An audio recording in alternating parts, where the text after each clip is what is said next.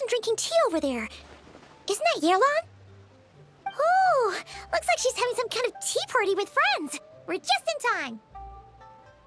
Aren't we gonna go say hi? Well, Officer Adler, after all that work, I think we've got them this time. Might take a few days to wrap up things in the field. In the meantime, I think you've earned yourself a break. Much appreciated, Miss Yelan. This case really took it out of me. 13 strongholds. One thieving weasel after another. We rounded up so many people, you almost start to hope a few were innocent just to balance it out. I'm just glad we finally took down these crooks. Anyway, I'm gonna drop in on that old classmate of mine in Chaoying Village and reminisce about old times. Don't forget to take some tea and dim sum back to your friends at the Maison Gardiennage.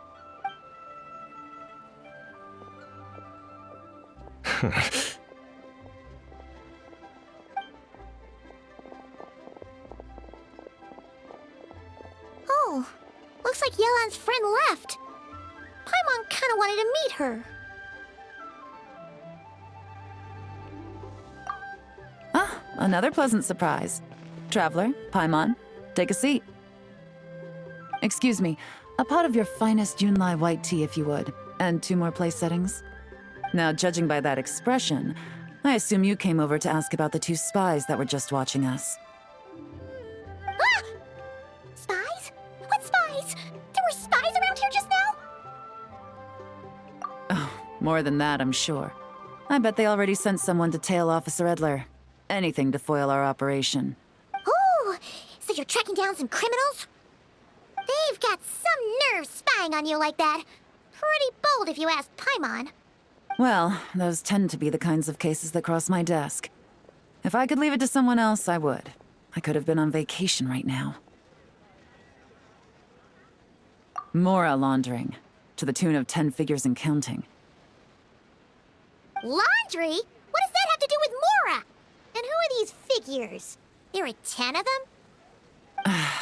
In layman's terms, a certain merchant in Fontaine possesses a large amount of Mora obtained through illicit means. But it's easy to get caught when you're moving that kind of cash. So you cover your tracks, create a front to avoid detection, and what do you know? Your illegal Mora now looks completely legit. And this merchant's front of choice? Fine art and antique auctioneering. He buys goods from all over Teyvat, brings them back to Fontaine. Then, when the items go to auction, he buys them up at their inflated price with his own illicit funds. And through this exchange, the proceeds he receives in return are clean. This process allows him to legitimize his illicit wealth.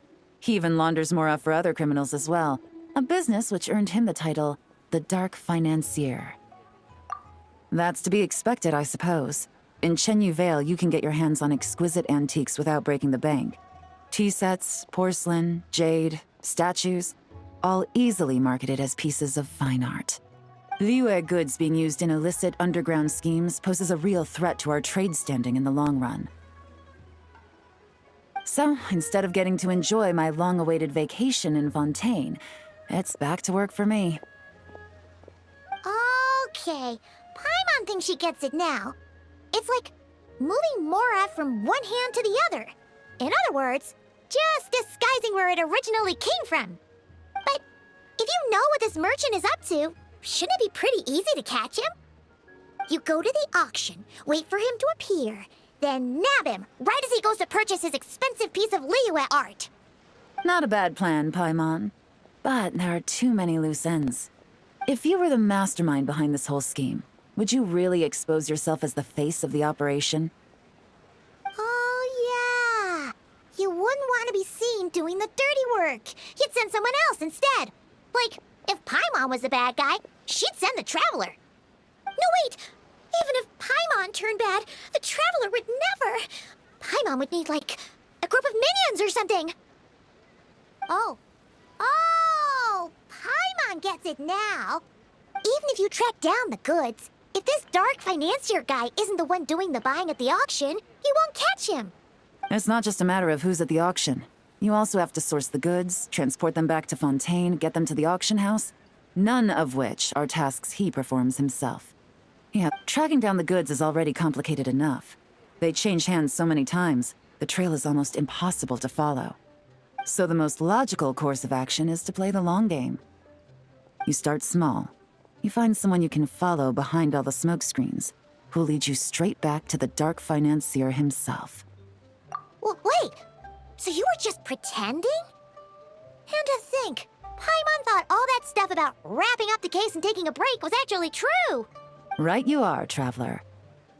Working with the Millilith and Officer Edler, we managed to launch attacks on all of the Dark Financier's strongholds, which allowed us to nab most of his crew. Those spies just now were his most important agents, the two people he trusts to have direct contact with him. The first is Corday, a senior member of the Fontaine Antique Association, in charge of auctioning off the goods, and the other is Dodamani, a ship owner from Sumeru and longtime cargo transporter. They're under pressure to salvage the situation, so we let them slip through the cracks on purpose. The goal is to make them think that, by some stroke of luck, they're in the clear and have room to act. They think keeping tabs on Officer Edler will allow them to operate under her radar and get whatever remains of their goods out of Liyue. But little do they know, while their attention's fixed on her, I'll be secretly gathering the intel that's gonna bring them crashing down. So, interested in coming along for the ride? I'm curious how you take to this line of work. Could be some potential there.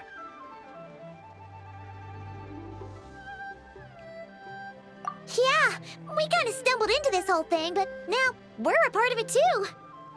Let's do it! For Yelan, for the people of Genyu, and for, the Liyue business world!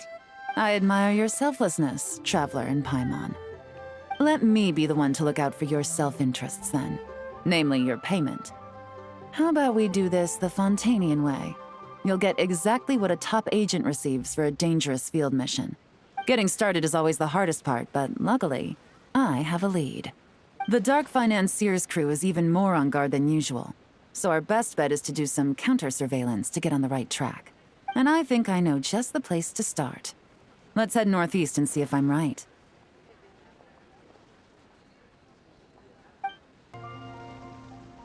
All right, let's start our investigation here.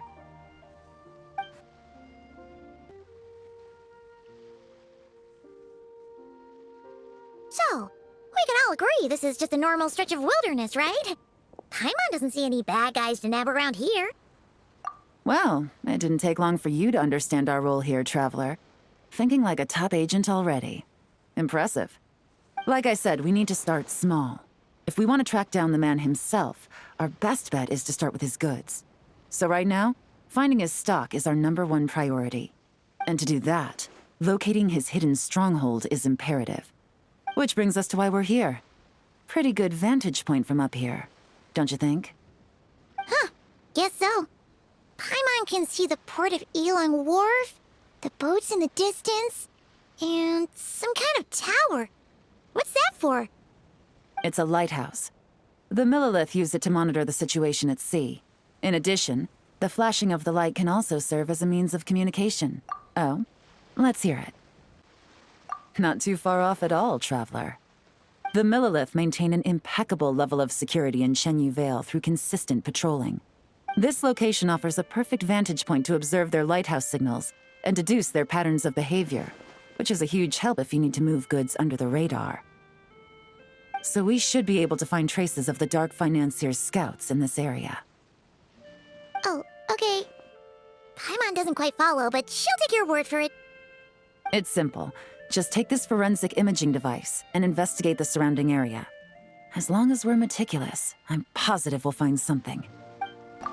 Well, all set? Remember, an eye for detail is key. Clues are often hidden in plain sight.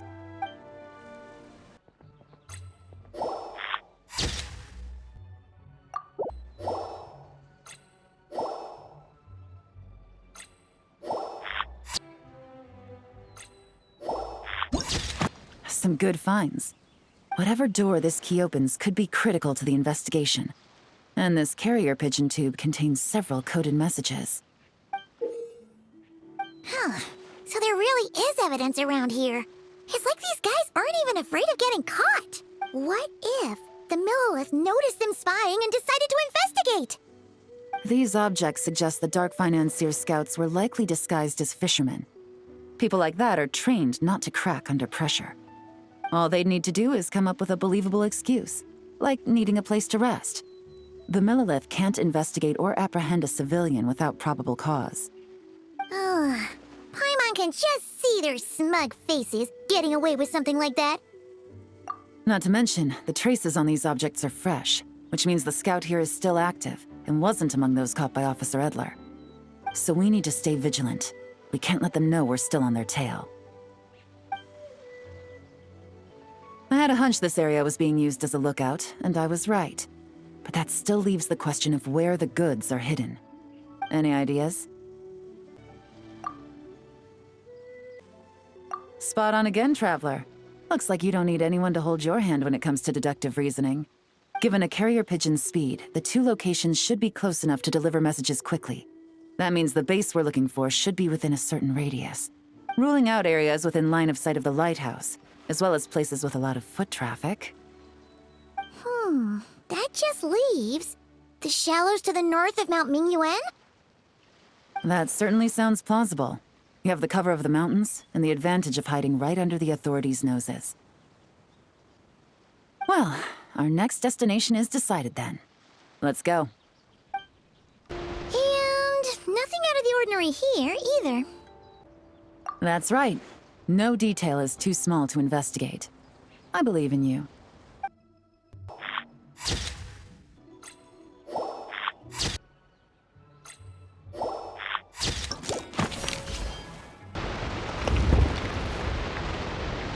This must be it! The secret base where they stashed their goods!